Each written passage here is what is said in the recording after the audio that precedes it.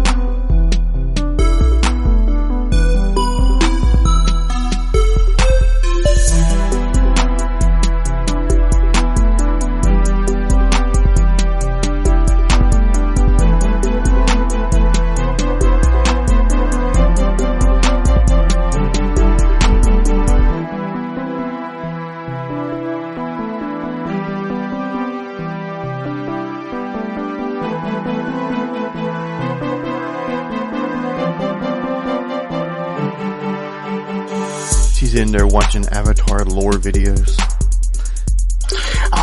There was what's the guy that I watched on YouTube? He talks about like some real like writing and character depth and all of this depth and all of that kind of stuff. I think his name is Hello Future Me. But he talks like some real like story and world building and character building elements of the story and all of this other stuff, and like it's like really good if you're like a nerd. It's like real nerd stuff about like writing and like that type of stuff. He also does videos about like Lord of the Rings and shit like that. Like it's a lot of that type of stuff about the writing process and the creating process, and like if you are a creator, how do you apply these things to your own work, and use like Avatar and like Lord of the Rings and Game of Thrones and shit like that as examples of how to do this well or how not to do this as well. Like for like world building and stuff?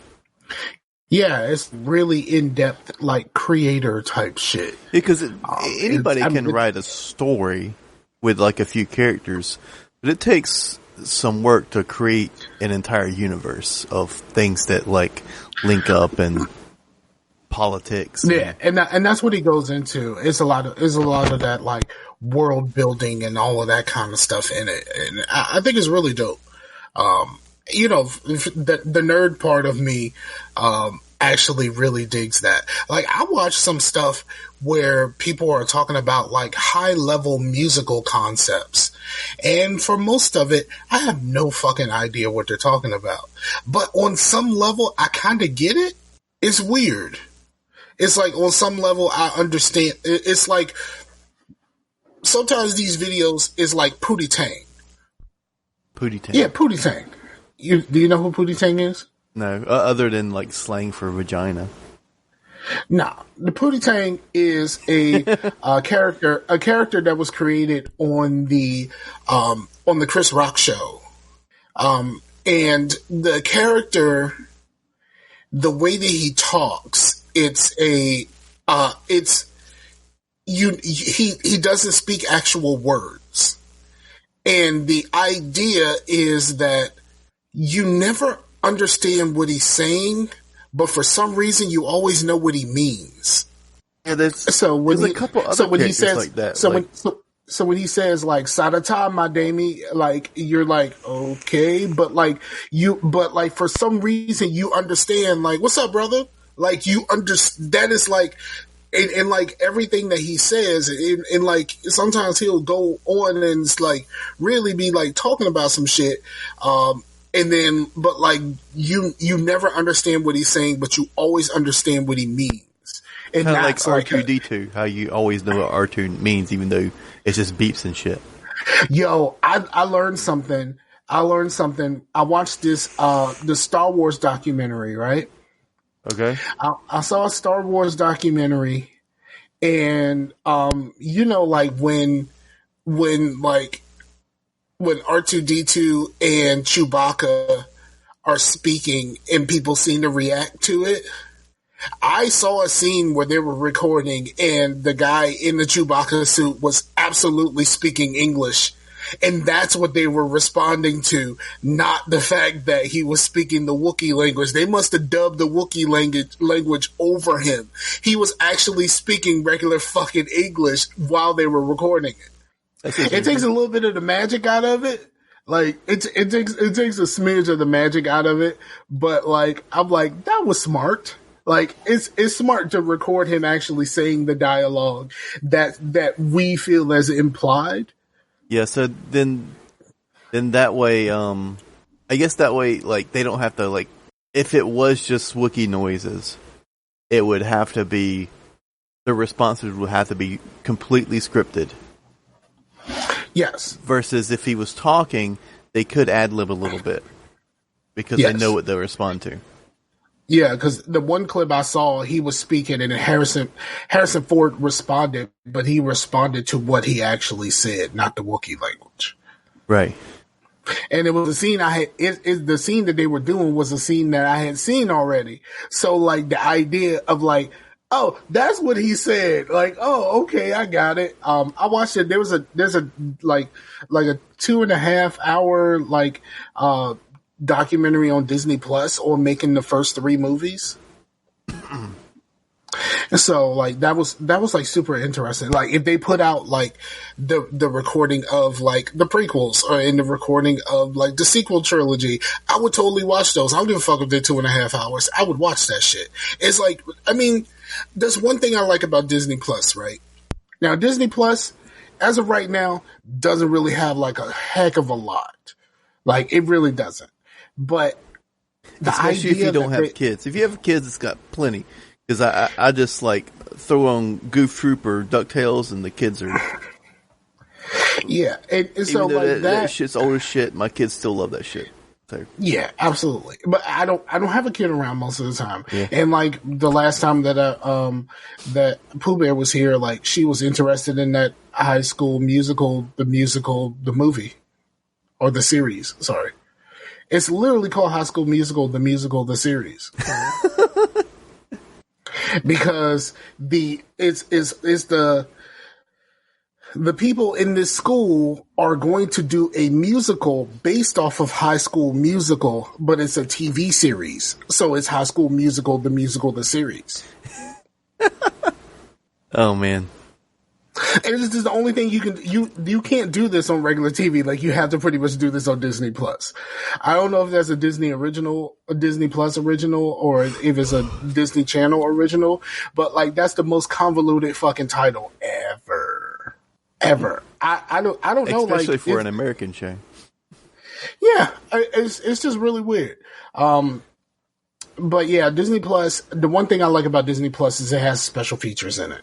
Like, you can go to the extras, like you watch a movie and you can go to the extras, and sometimes they actually have like the special features, the making of, and commentary tracks and all of that kind of stuff. Like, I used to dig all of that about having discs. That's the reason why I had so many DVDs and stuff, because I like the special features. I like learning about like how they did this and why they made the decisions that they did and like that kind of stuff.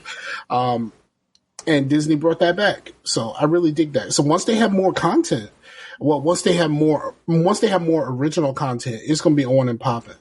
But like a lot of people canceled after The Mandalorian went off, and they probably bring it back when something else come out. I got the bundle. So like, it's not going to matter to me at all. Yeah. I got the bundle with that. I right when it came out, I was going to have to pay for Hulu anyway. So like, I got that, I got Hulu, and then I got ESPN Plus for free, basically, because I'm paying for the two of them. And when that fucking documentary comes out about the Michael Jordan documentary, that's supposed to come out sometime this year, I'm going to be all about that. I'm going to be all up on that, because it is, bruh, let me tell you. I watched Space Jam with the kids the other day. Bro, let me tell you something. They are doing a documentary on the last season of the Bulls run. And they have so much footage. It is 10 episodes. 10 episodes long. They have that much footage to make 10 episodes out of that last season. That's gonna be fucking bonkers, and I am fucking here for it. Let me tell you, I'm super here for it. We should keep all of that in the show. Let's just start the show. Hey, what's up, everybody? It's your boy Scar Finger. This is Scarcasm. Chase is in the building. In the building. Say hi, Chase. I said hi. And we just did a running start. Like, we stuff. And I don't really have a whole lot going on. I'm gonna be honest with y'all, because like when it comes down to what I've been playing, y'all know what I've been playing. If you are paying attention to the YouTube page, the Geeks Gone Raw Universe YouTube page, you know exactly what I've been playing. I've been playing a lot of sports games because I want to start doing series. Series, like I had this issue before. Is it series or is it just series? Like multiple series is.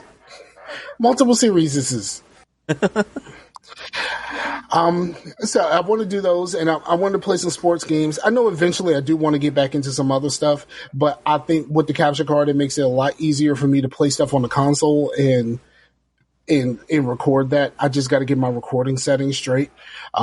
And as long as it's clear enough for y'all to see it right, then we can roll with that type thing. Mm-hmm. So, and then I have watched some things. I watched a new show, and one of the old shows is winding down.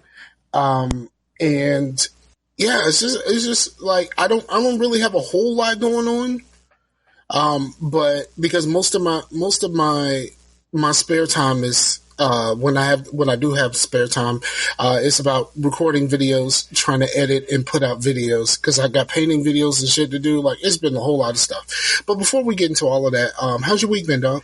Did you mute your microphone and didn't? Been pretty good, man. Back to normal, doing the thing. I've been kind of getting some regular hours in, like regular people hours, like during the day hours. So I've been having a lot more time to play video games. That's always good. Like, when you actually get like on day shift, your world changes, because you're just like, oh, I'm off work and the world is still moving. Yeah, but so I've been playing a lot of Elder Scrolls Online with my brother. That's been fun.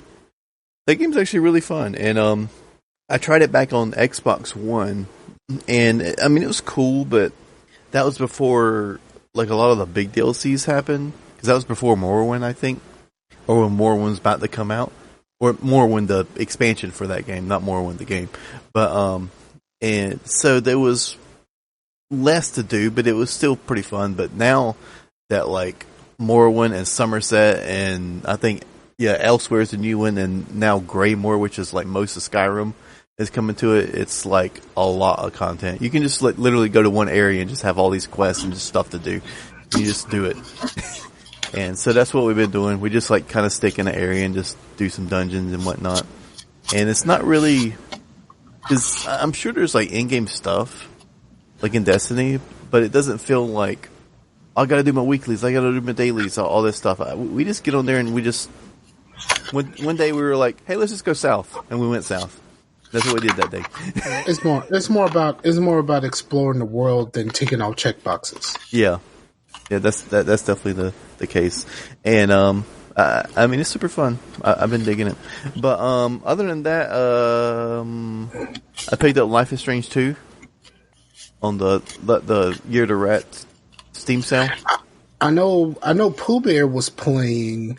I don't know if she finished it though. Is it all out now? I believe it's all out. I didn't want to get it until it was all out, and plus I got the whole thing on the sale, and it's good. And one thing I forget is how long the episodes are, because I got used to like the Walking Dead or like Telltale games to where they were like maybe an hour, maybe 2 hours.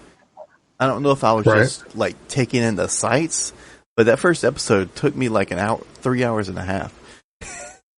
So yeah, I didn't think that I would be interested in Life is Strange at all, but Pooh Bear wanted to play. I got it through like PlayStation Plus back when I still had PlayStation Plus. Oh, I didn't talk about the folly of PlayStation Plus. But anyway, remind me about that. Remind me to talk about the downside of PlayStation Plus. Okay. So I got on PlayStation Plus. She wanted to play, and this was like a couple of years ago. We played over the Christmas holiday, and I just kind of watched her play, and I was just like, basically just being like, I know this is above your age range, but like, if there's anything that needs to be explained or anything like that, then I'm here type thing. And that's pretty much how I ran it. I just let her play the game. She would get stuck on something and I would give her a hint here and there. But for the most part, she just played through the game. And I didn't realize how much I would get into it, like the story wise. Like I still haven't actually played the game at all.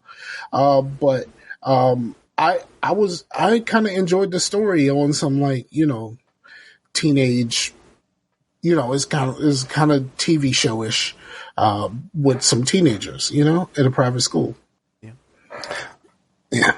Yeah, but it's good if I'm telling you up front, if there's any like people that are more right leaning, there are things in it that they may not agree with, but that's whatever. They can get over it. Well, you're I mean, if you're right leaning, you would have got turned off by the first game already anyway. Because there's definitely some implied there's definitely some implied lesbianism, and there's sexual assault. There's a little bit of like, before Me Too was like really a thing. There was a little bit of Me Too in there. Mm-hmm. You know what I mean? There's a lot. There's a lot of little things kind of peppered into it. Well, with this one, you are playing, like, your two main characters are of Hispanic descent, and there's some, well, I guess, antagonizing characters that are like, y'all are the reason we need to build this wall type thing. So, I thought it was. You want to know something that's crazy? I watched a few things on Hulu. Okay. And Hulu, they just came out with a new Party of Five. Okay. And I didn't really watch the first Party of Five, but I have an idea what it was about. Like, their parents died and then the kids have to figure out how to take care of each other type thing. This time the parents didn't die. They're Hispanic and the parents were deported. And it's a similar type the whole thing about the kids trying to figure out how to take care of each other, but it wasn't like the parents died. They just got deported back to Mexico or some shit, and now they are stuck. Right. Yeah. So yeah, there's that. So whatever. But yeah, I missed. I've been digging it. It's a little heavy. Well, okay. You got anything else? I played a game that I don't know. Most of my games that I like enjoyed on the early 360 game, the early 360 days, you seem to have hated. You would probably hate this too, but it was one of the first games I played on the early 360 because I played the demo on the 360 and then we got the game, which was Mirror's Edge. Mirror's Edge is not a game that I quote unquote hate. Mirror's Edge is a game that will make me sick as a dog with motion sickness. I can't play Mirror's Edge, so I can't judge Mirror's Edge. Oh, okay. So you ain't get no judgments from me on Mirror's Edge. A lot of people said it was fun, but I'll never know because I played the demo and I was like, gonna vomit. Yeah, I was thinking about something like when there's a first-person platformer, it becomes a parkour game. Why can't it be the other way around? Why can't Mario be considered a parkour game? I don't know. What's the difference? But yeah. I mean, I guess the difference is like Mario be breaking blocks and shit like that instead of just using it to try to, because parkour is not about like the traversal. It's about getting there the fastest and using what you know and how your body works, of like getting there faster and using shortcuts and all of that kind of stuff. That's what it's about. It's about the speed. It's not really about the It's not really about like what you do in the level like Mario is. That's why I would say if that was an answer to that, I would say that that's what it is, because Mario is about what you do in these levels. It's not about speeding through. If that is the criteria, then that means Sonic is parkour. Well, most definitely. because, because getting the coins is not. I mean, if you get the coins, you're pretty much playing Sonic wrong. Yeah, but Sonic is like the idea of Sonic is terrible design. I personally think so, and I've always said the same thing. Sonic, the idea of Sonic the Hedgehog is a terrible design idea, and I have no idea why people hold on to Sonic the way that they do, because like, what's the point of having these elaborate levels set up if I'm just gonna fly past it all? Like it makes no sense for the levels as they are constructed to exist if the whole point is to get through it as fast as you possibly can. Well, people speedrun other games, but Sonic, the purpose is speedrunning. That's what I'm saying. The purpose is getting through this thing as fast as I can. So like, what's the point of having the levels be as elaborate and like have hitting items and all of that kind of stuff? Like, why the fuck do you need to hide something from me? I'm supposed to go past this. So like, am I supposed to stop and hit this one tree that has something hidden in it? No, motherfucker, I'm supposed to go through this fast, right? Yeah. But the whole idea of Sonic is just kind of baffling to me. And I'm always baffled by people who love Sonic. Yeah. But yeah, I like that game. Like, I like the art style. I don't know. I just, even though it's simplistic, I just think it's beautiful, and the music is phenomenal. Like, it's like this droney, like, it just sounds like a city, you know. Like, the whole design is great. But yeah, that'd be kind of cool to like go back through some, like, what games did you first play on the 360 that you really liked, and we maybe like play a level of that on the YouTube, you know. Like, you know, I did a question on the show like a long time ago. Like, this was years ago. And I did a question on the show of what game, not necessarily like what game that you like that you would like to go back to or some shit like that. It was what game made you realize, oh, this is some next gen shit. You know what I mean? Like, this is the game that made me feel like, oh, this is different than what I've done before. Yeah. You mean graphic wise, or like just like graphic wise, but not just that, but like gameplay, like what's, you know, there's something about this that could not have been done on the PlayStation 2 or the Xbox. Mm-hmm. You know what I mean? Like, what that was like the basis of the question, but my answer is still the same. I think my answer is still the same. Hitman Blood Money. Really? Uh-huh. I played Hitman Blood Money. I didn't finish it, but I played it on Xbox and I played it on 360. And there's a level that's kind of like in a fake like Mardi Gras. Mm-hmm. And you do it on the Xbox, and it's just like, hey, there's some people on the street and all of this kind of stuff, and you know, you just go through the level and everything's fine. But like you start off in like a hotel lobby or something like that, and then you walk outside to go start the mission. When I played that on the 360, you open that door and there's a million people outside.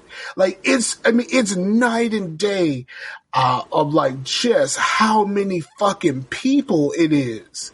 And like, you have to navigate this level in a whole different way because there's way more people on the screen. Like, the 360 was able to draw more people, and like, oh, this is something that I played already, but like, it didn't look like this. Mm-hmm. Like, you know what I mean? It didn't feel like this. And that was mine. And I think that was my answer when I asked that question before. So I think it'll still be the answer to my question when it comes to whenever that question comes up again. I couldn't tell you what my answer would be for the Xbox One or the PlayStation 4 though. I think on PlayStation 4,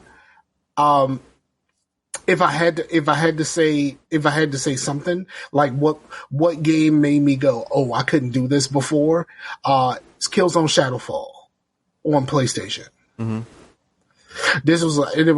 This absolutely could not have been done. This absolutely could not have been done on the PlayStation 3. Like, fuck no.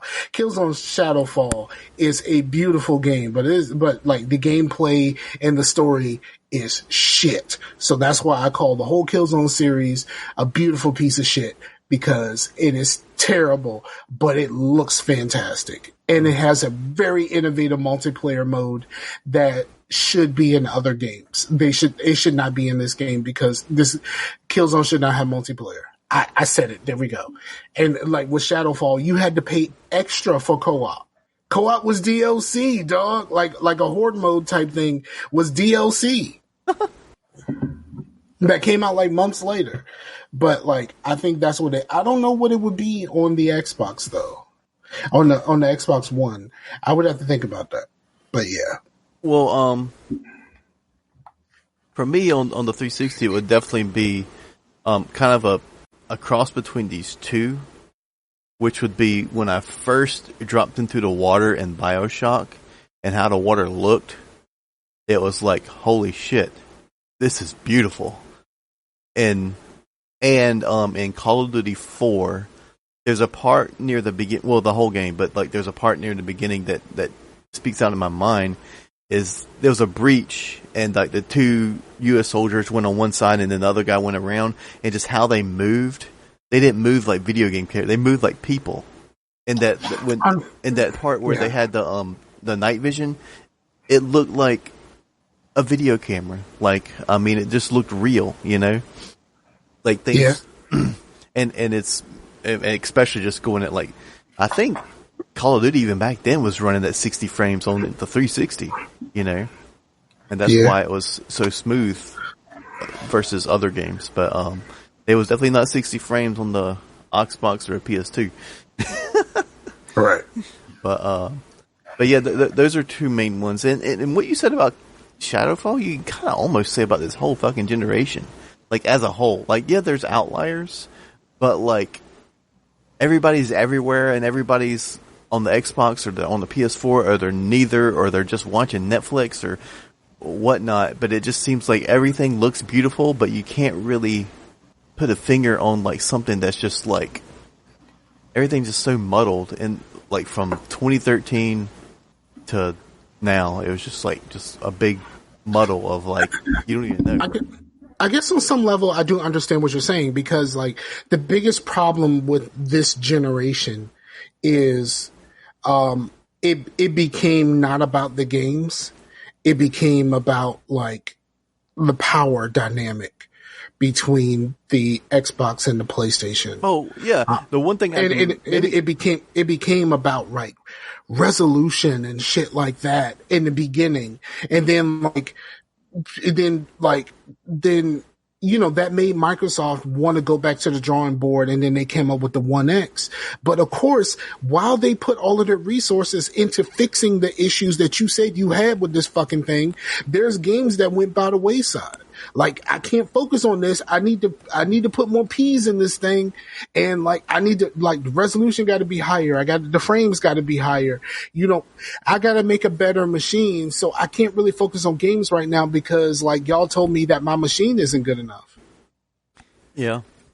And so like, and then like, as soon as they come out with the better machine, they go, well, you ain't got no games to play it. But it's like, well, motherfucker, like you told me that this is what you wanted. And like, I think that's what stunted the growth of this console generation, where it was about things that looked really cool. And it stopped being about games that played really cool. And like, you know, like there's games out there that like look great. Like Killzone Shadowfall looks great. That the driving game that they came out with looks fucking fantastic, especially in the rain. Oh yeah. When I played the demo or whatever, and it was at the rain, I was like, holy crap. What's it called? Drive Club? Yeah. Is it Drive Club? And then like The Order. Like, you know what I mean? Like the Order looked like a bad motherfucker. I want to revisit that because other than it being short, that game wasn't as bad as I think people make it out to be. I just didn't bother because I didn't see what the game was. I didn't see how. Well, first of all, according to everyone who played it, there was way too many QuickTime events for me. I'm not a QuickTime event guy. Like, it's just not really my jam. And I know, like, a lot of people don't really care and they love, like, God of War and shit like that. I didn't finish God of War. I played maybe about the first, I don't know, quarter of that game. And I stopped and I never thought about it again. I need to go back to it. I started it before Spider-Man and then I was like, yeah, I'll play Spider-Man. And I dove into that more than I thought I would. Like, yeah. But yeah, I think 100% what you were saying is accurate. The growth of the industry got stunted this generation, and you don't have those tentpole releases, or you don't have those moments where you feel the same as you did when you entered a new console cycle. Yeah, because you had the beginning like that. There was things that were like, wow, this looks really good, but was it? I don't know. It's because I think a lot of it is because last time was the first going into HD, and yes, from SD to HD is like a huge thing. But this time it was like it's still HD, it just better graphics. You know what I mean? And I still, even like I own a 4K TV, a 4K capable TV, but I'm still not a believer in 4K. Like I don't have anything that can do 4K. I still have the original Xbox and the original PlayStation, so I mean, maybe one of them can play 4K Blu-rays if possible, but I will never know because I don't really care about 4K. And like 4K to me always seems stupid because like it's been scientifically proven most people cannot tell the difference between 720 and 1080p. They cannot. Most people cannot tell the difference between that. Mm-hmm.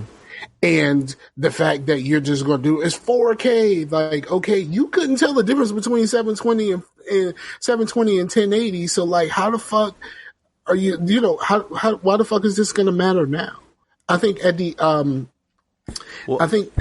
beginning, there's a big, what's tripping people up is there's a big difference between 1080 and 1440p, but there's not that big of a difference in 1440 and 4K. And like after 1440, you start to where you can't really tell a difference anyway. I just don't really care. Like for real, a lot of times when I'm watching YouTube videos, my YouTube videos, because my internet is shit-tastic, my YouTube videos I'm watching are on 480p and I'm perfectly fucking fine. And with YouTube freaking compressing the videos, even 1080 looks like shit, so. Yeah, so like, and I'm not like, oh my god, this looks terrible, I can never watch this. Like, no, fuck that shit. I can still see what I'm seeing. Hey, all of my Plex is in 480 because I don't have a Blu-ray ripper or Blu-ray drive for any of our computers. And when I'll be watching it, I'm like, this still looks good. Yeah. I mean, I guess if I was like, yeah, I can definitely tell it looks like shit when I'm right up on the fucking TV screen, but I'm not. I'm on the couch. Right. It's just weird. And I know there's resolution snobs and frame snobs among us. Mm-hmm. But I've never been that guy. I've just never been that guy, and I don't think I'm ever going to be that guy. Yeah. I just don't really care. I'm more of a frame snob than I am a resolution snob because I still just put it at 1080. But once I see because frames actually do mess up your gameplay, like things that mess up my actual gameplay, and like I was playing Mirror's Edge, and there's a certain thing in the settings called physics and for some reason that setting does not play well with AMD cards, even though it's like a 10-year-old game.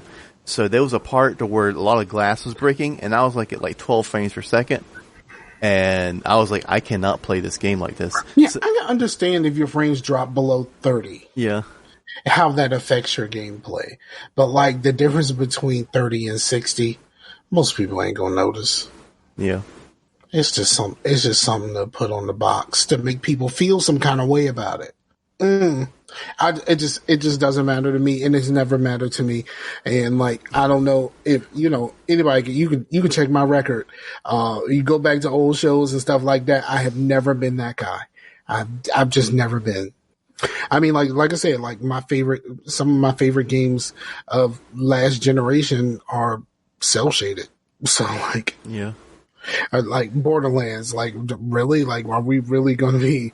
I think a lot of it is because you haven't cared.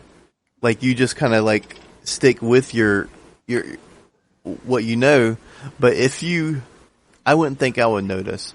But then once you start playing like all these games in like 60 frames per second, and it's like consistent, every game you play is in 60 frames per second, and all of a sudden you see a 30 frame per second, you're like, oh, like going up, you don't really notice it, but going down, you do.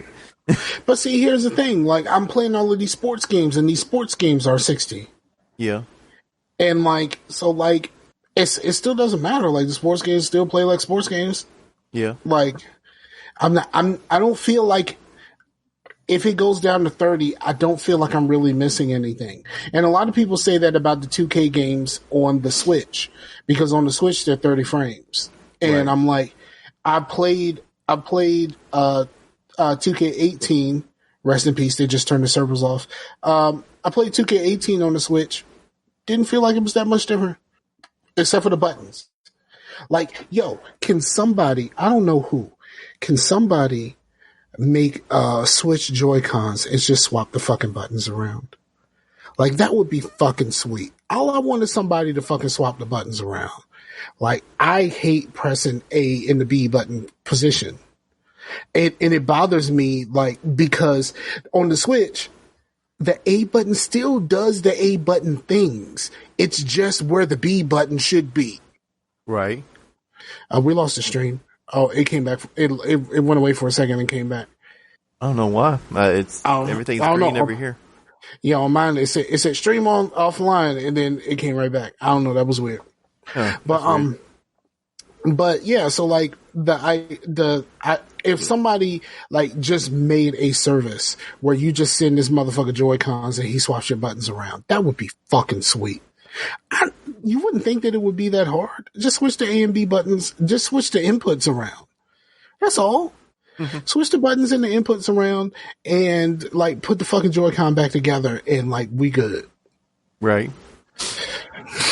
But no one has it, and that sucks. Because I like playing the South Park game.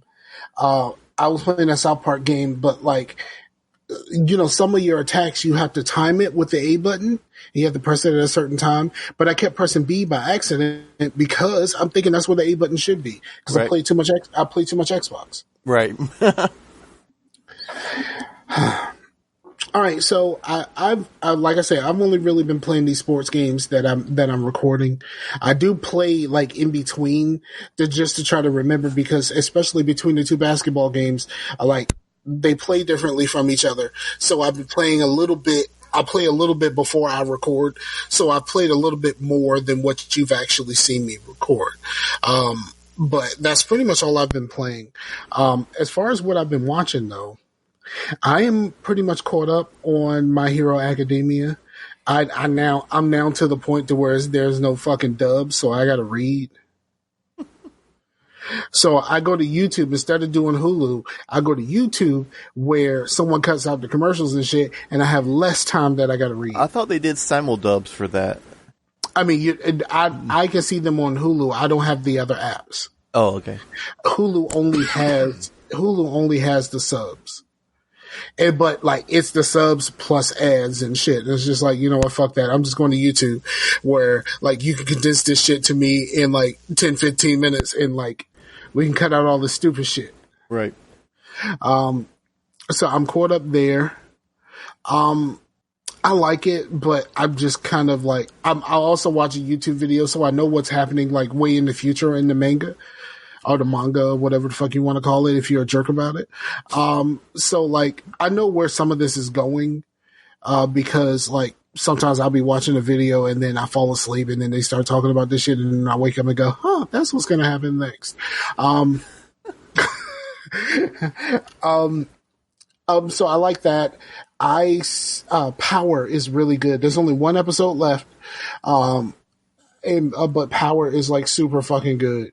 The way that they did the last few episodes, the last like 6 episodes, like they split it off. And like, so starting like this year in January, they started playing the last 6 episodes. And basically during these episodes, it's the same day.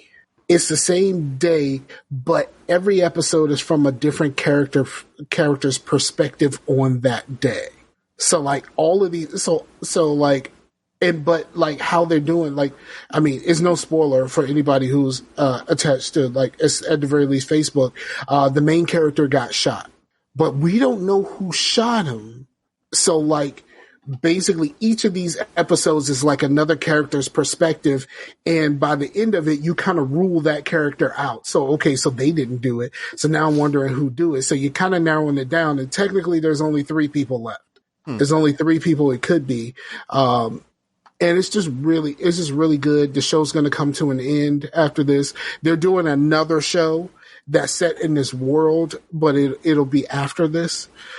So it'll be interesting to see how this all shakes out, I guess you could say. But yeah, it's really good. I started watching, actually it was on Sam's suggestion. I started watching Jack Ryan. Huh. And Jack Ryan is a Amazon Prime show. I started it yesterday. It has 2 seasons. Both of the seasons are only 8 episodes. So it's not like it's a long watch. You mean Jim Ryan? Really? I started it yesterday morning and I watched the last episode of season 1 today. That's the character that Harrison Ford played in, like, yes, Present Danger and all that. Yeah, there's a lot of it's very Tom Clancy. Even though Tom Clancy ain't here no more, his character is based off of Tom Clancy's work, and it's very Tom Clancy. Like the idea is like you're just this fucking paper pusher, and then all of a sudden, like you're thrust in this big ass fucking counterterrorism task force, and like they kind of mentioned that he was in the military. He's a paper pusher. So it'd be great if Jack Ryan was literally the years after The Office ended. It's the same character. Well, that guy is the character from The Office, right? Yeah. That guy was supposed to be Captain America. Before they decided on Chris Evans, it was going to be Chris Evans or him. That would be interesting. Yeah, I think, but like see it, but like I don't know. It's like, but like we didn't at the time when it was announced, we didn't really think Chris Evans was going to be able to pull that off. So maybe they would have pulled this off too. Because like, come on, like we previously saw Chris Evans being fucking Johnny Storm and was just like, nah, we good on Captain America with this dude, and he pulled it off. So, and let's just be honest, in Jack Ryan, he's basically Captain America without any special powers because he does all kinds of shit, and you're just like, really, motherfucker? Like how? Like how is this possible? So yeah, I watched the first season. Like I watched 7 episodes yesterday. I was up to like 2:00 in the morning because I left to go handle some business. I went to the store, and then Hulu or Amazon. That is Amazon. Okay. Jack Ryan is Amazon. But like, it was good. It's very Tom Clancy. Counterterrorism, and like it's some real shit. And for the people, did you watch The Wire? You didn't? Mm-mm. I can't remember. For the people who watched The Wire, his commanding officer is the bunk. You don't get that reference if you've never seen The Wire. So, but it's the bunk. But yeah, man. So like I actually did some stuff, and I recorded some painting videos. I haven't put them together yet. And so like I've done a little bit. Like I'm really surprised that I actually got a lot of shit done, but I did get shit done. Nice. And that's cool. Now let me tell you about my the PlayStation thing. Okay. If you have PlayStation Plus, and even if you have games that you bought while you were on PlayStation Plus and you played while you were on PlayStation Plus, hear this. Your game saves are automatically saved in the cloud. They are not saved to your console. So if your PlayStation Plus turns off, you no longer have access to those saves. It's the fuckiest of shit. Like my daughter went to go because like I'm positive. I don't have PlayStation Plus, but I had my saves. But but I thought that it was like if you went to a different console, like they're not going to be on your. Do you switch consoles? Nope. I have one console. My daughter played Detroit Become Human. I actually bought Detroit Become Human like before it was given out on PlayStation Plus. So this is a game that I own. She is able to play this even though my PlayStation Plus ran out months ago, and I still don't give a fuck. But when she played it the first time, I had PlayStation Plus.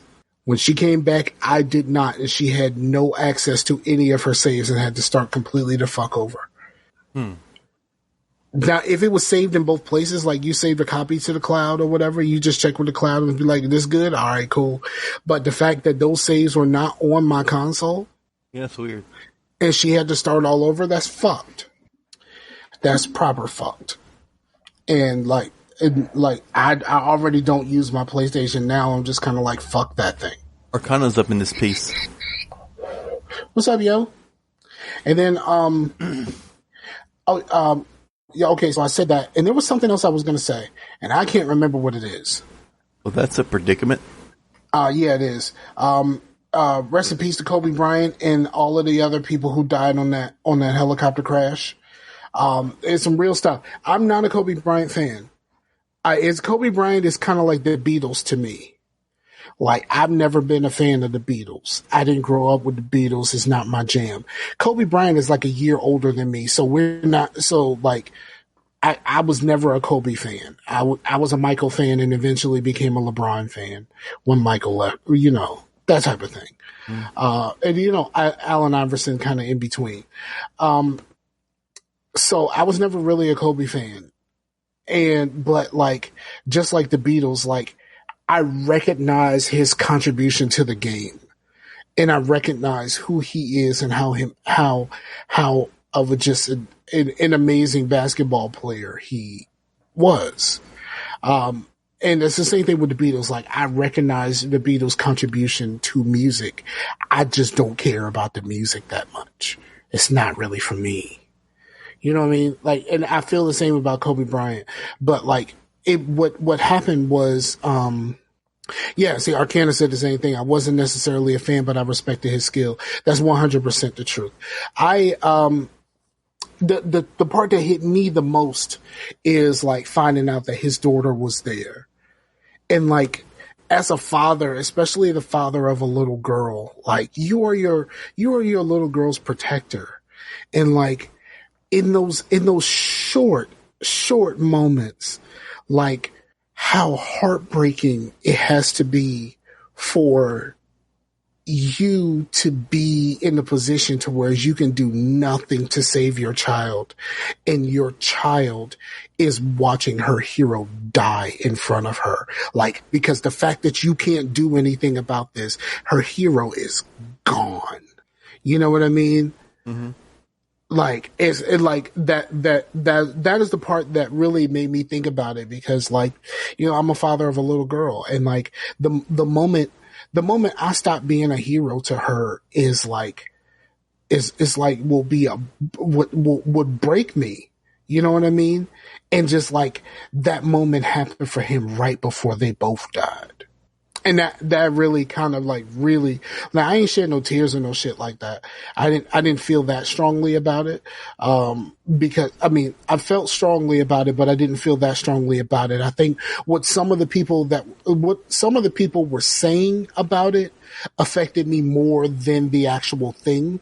Like how some people talked about, like, making, the same thing you do when anybody dies, like make sure, this stuff can happen in the blink of an eye, make sure your people know you love them and all of that other stuff, like, like that. And then like what Jay Williams said, Jay Williams cussed on live TV. He was just like, like the people who are around you, like anything that you have, like beef or whatever like that, or problems that y'all have, big or small, just let that shit go.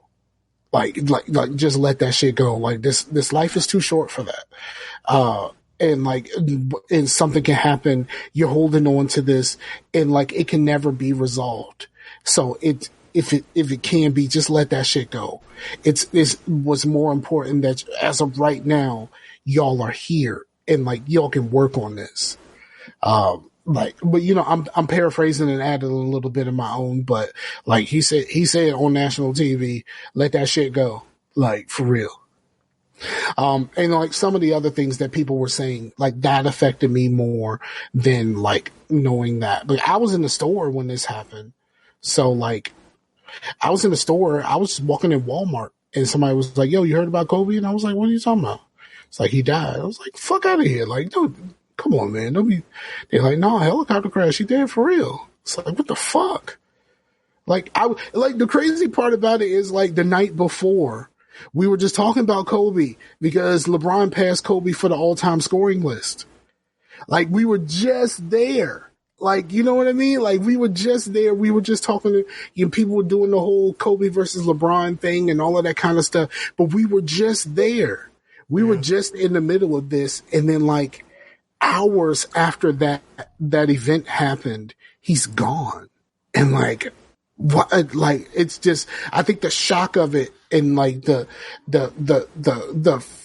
crushing finality of it.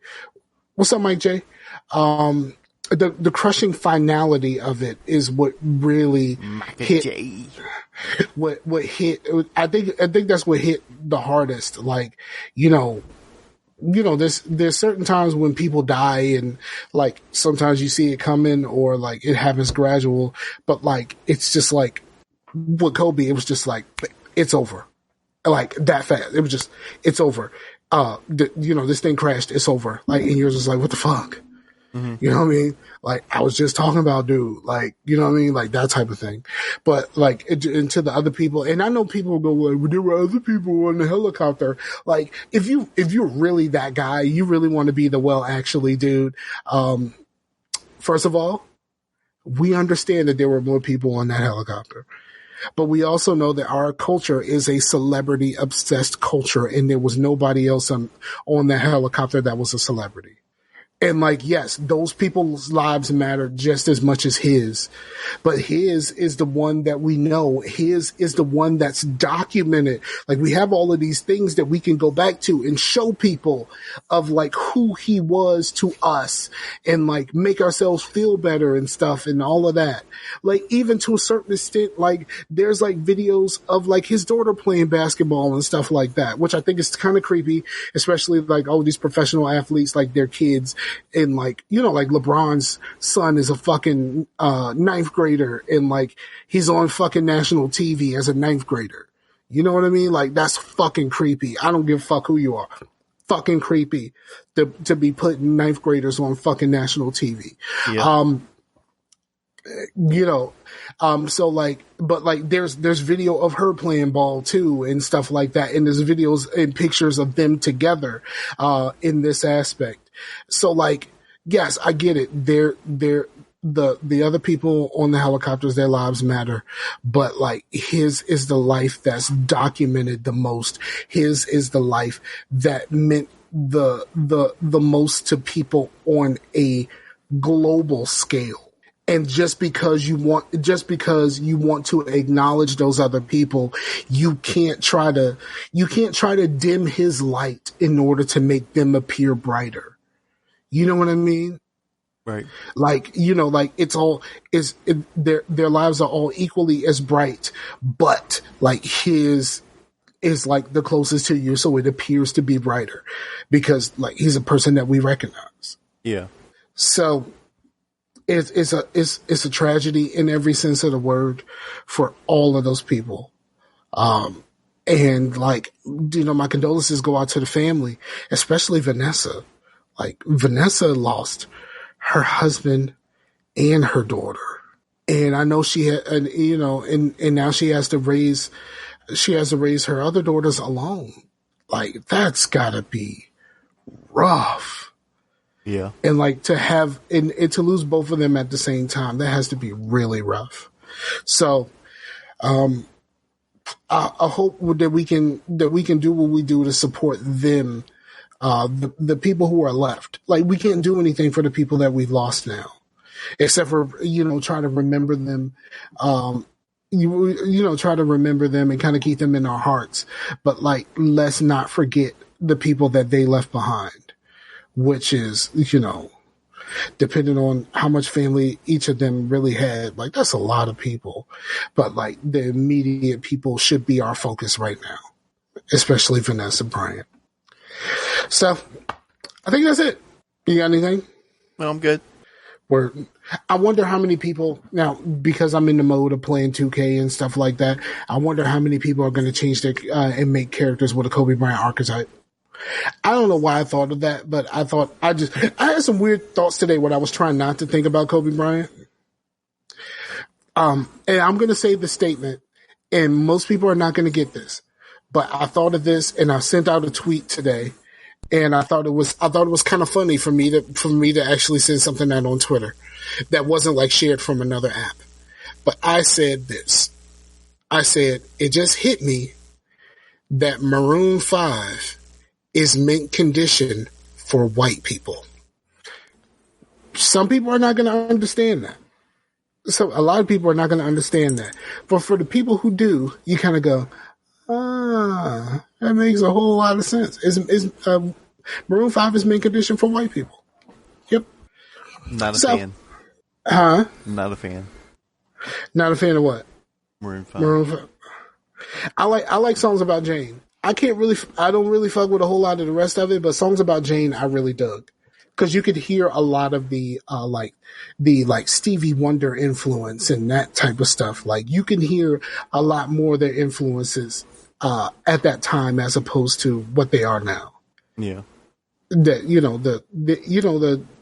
Adam Levine he could be soulful at times, and that's what I dug about it. Is this weird that a band named Maroon 5 has got past being one-hit wonder? That's a one-hit wonder ass name. Yeah, I would say so. Yeah. Yeah. It's kind of one-hit wonder name like Blur. I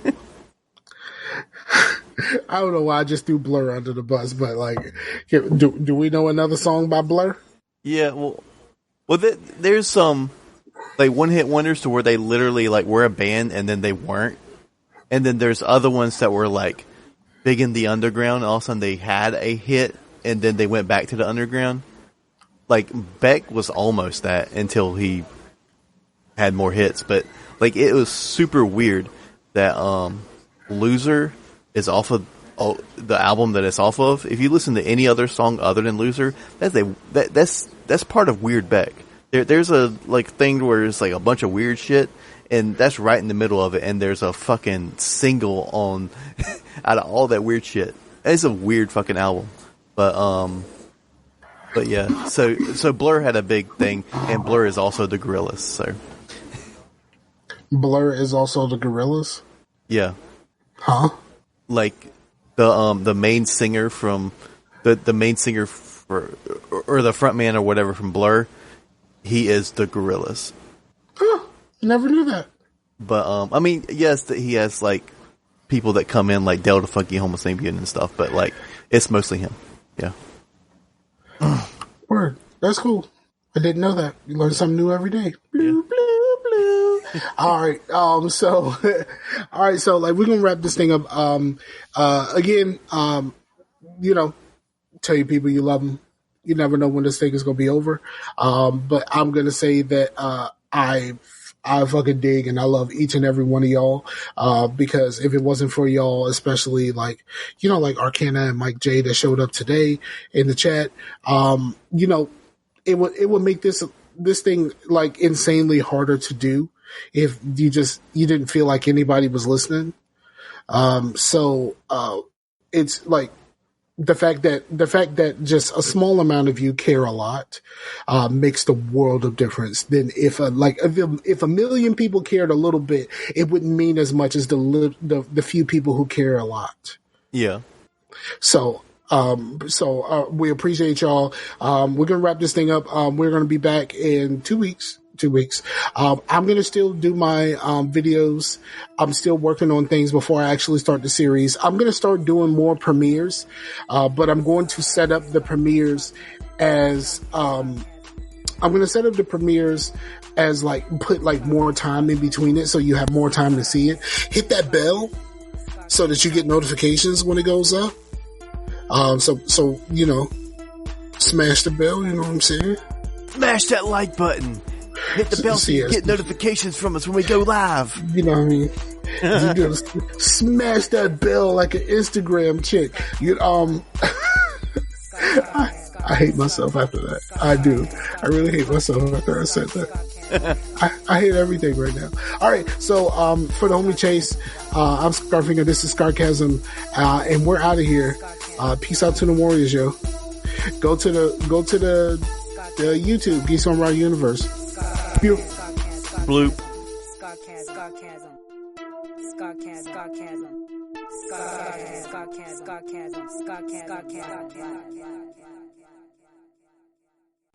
I like that shit, yeah, boy. Look, I'm telling you, Whoa. All right, I ain't gonna talk.